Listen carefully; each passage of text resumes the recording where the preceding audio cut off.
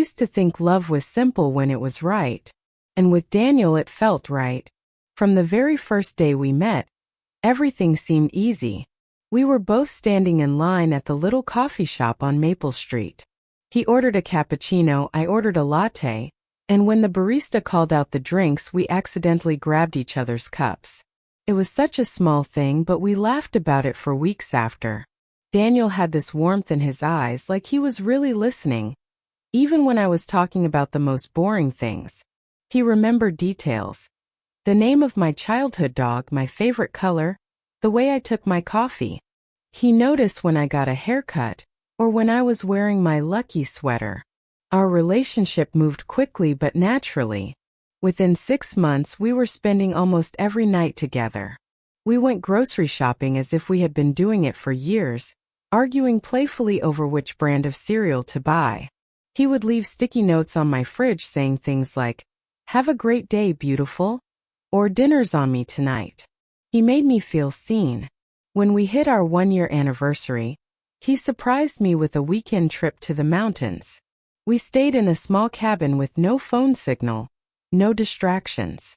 Just us, a fireplace, and the sound of snow falling outside. Felt like something out of a movie. I thought to myself, this is it. This is the kind of love people spend their whole lives looking for.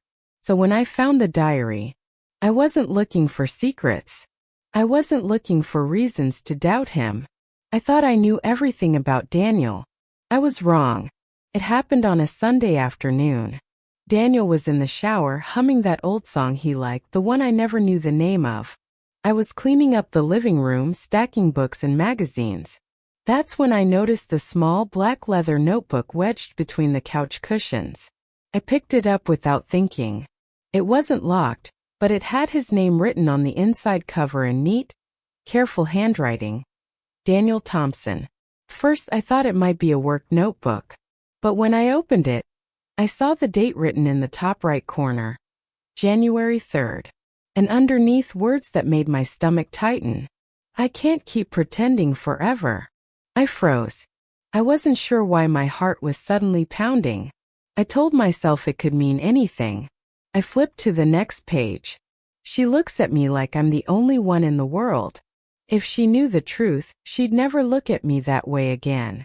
My fingers felt cold, even though the room was warm. I wasn't supposed to be reading this, but I couldn't stop. The entries weren't long, just a few sentences each day. But each one pulled me deeper into a version of Daniel I didn't recognize. He wrote about pressure and obligations, and how he was caught in something he didn't know how to escape. And then one sentence made my breath catch. Sometimes I wish I'd never met her. It would have been easier. I stared at those words until the ink blurred. I could hear the shower still running in the background like nothing had changed, but everything had.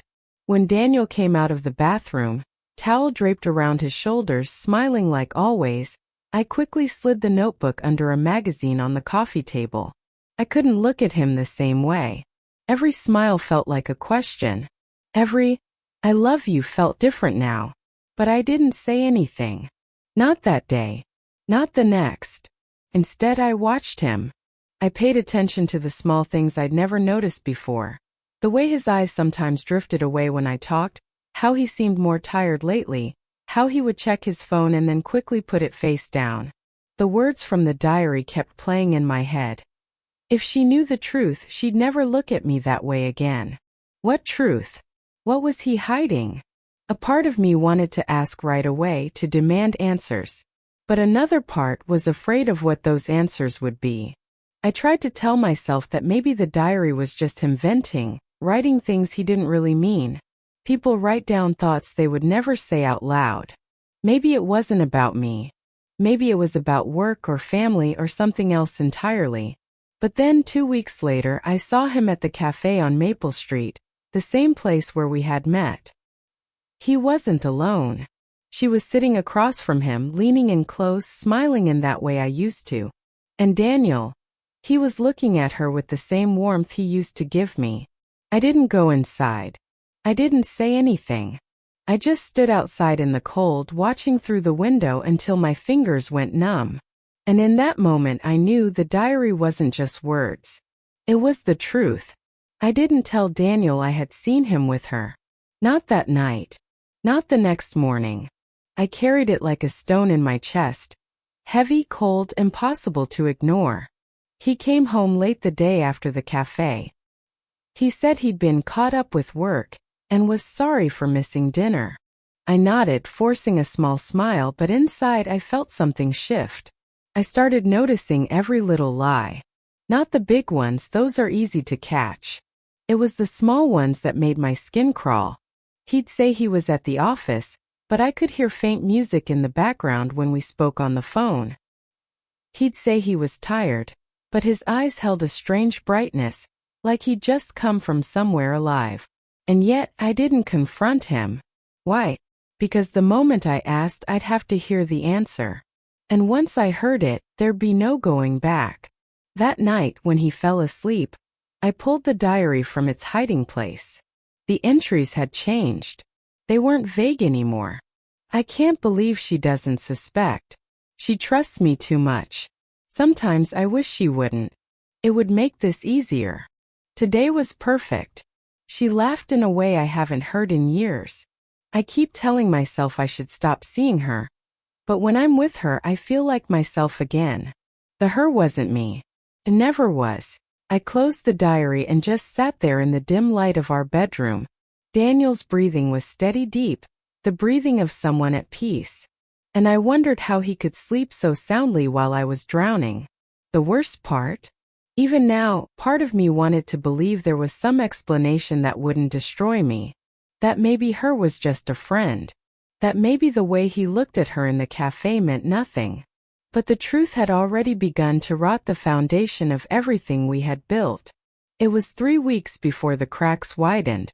Daniel started disappearing for hours with no explanation. He'd say things like, "I just need some air," or "going for a drive." And when he came back, he'd smell faintly of perfume that wasn't mine. One rainy evening I followed him. I told myself I wasn't that kind of person, the kind who spies, the kind who trails behind in her car like some desperate detective. But love makes you do strange, humiliating things. I kept my distance as he drove out of the city, into the quiet streets near the lake. He parked outside a small bookstore, and there she was, the same woman from the cafe. They didn't go inside. They just stood under the awning talking. And then he leaned down and kissed her. It wasn't the kind of kiss you give someone by mistake. It was the kind of kiss you've given 100 times before. I gripped the steering wheel so hard my knuckles ached. My breath came shallow, almost like I was afraid they'd hear it from across the street. When he finally pulled away, they said something to each other I couldn't hear, and she laughed. It wasn't the laugh that hurt. It was his smile. The same smile he'd given me the night we met. I drove home before he could see me. I didn't cry. Not yet. I just sat on the couch staring at the clock, waiting for him to come back. When he finally did, he kissed me on the forehead like nothing had happened. And I realized this was never going to stop on its own. The next morning I didn't pretend. I put the diary on the kitchen table, open to the most recent page. When Daniel walked in, coffee cup in hand, his eyes fell on it immediately. He froze. Didn't sit down. Didn't say a word. Finally, I asked the question that had been eating me alive. Who is she? He didn't answer right away. He looked down at the page, then at me like he was calculating which version of the truth would hurt less. Her name's Emily, he said, voice low.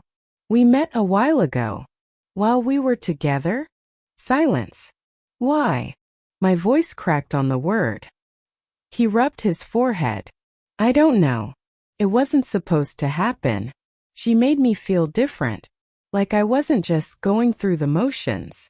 I wanted to scream. I wanted to throw the coffee mug against the wall. But instead I just sat there, gripping the edge of the table until my hands hurt. So what now? I asked. Daniel looked at me like he didn't understand the question. I don't know, he said again. And that was when I realized he hadn't come here to choose.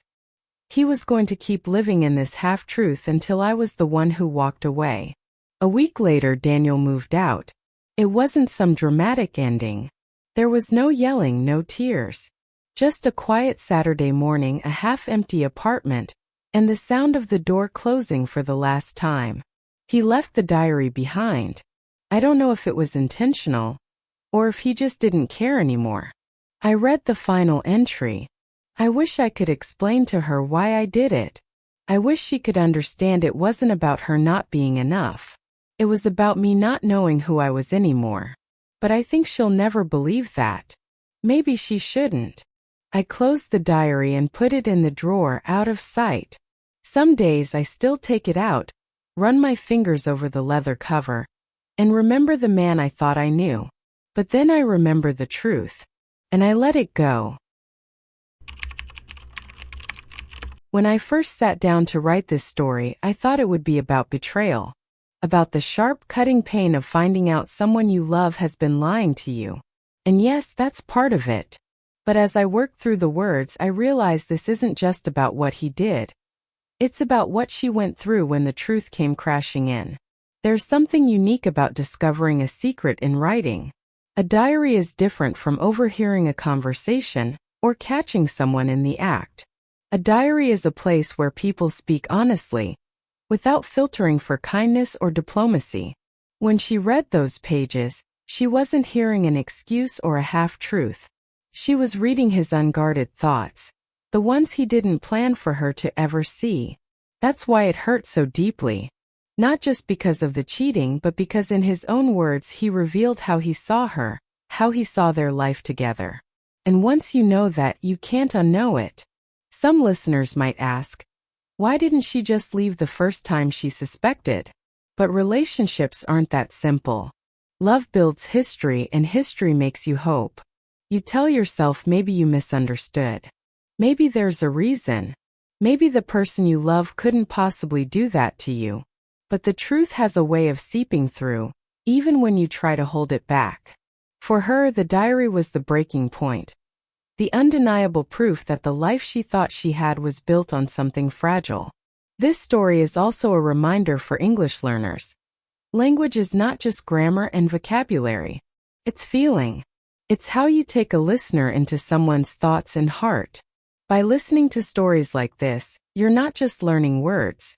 You're learning how to carry meaning, tone, and emotion through English. If you've ever been in a situation where trust was broken, you'll know that recovery isn't a single decision. It's a long, uneven path. She didn't heal the moment he left.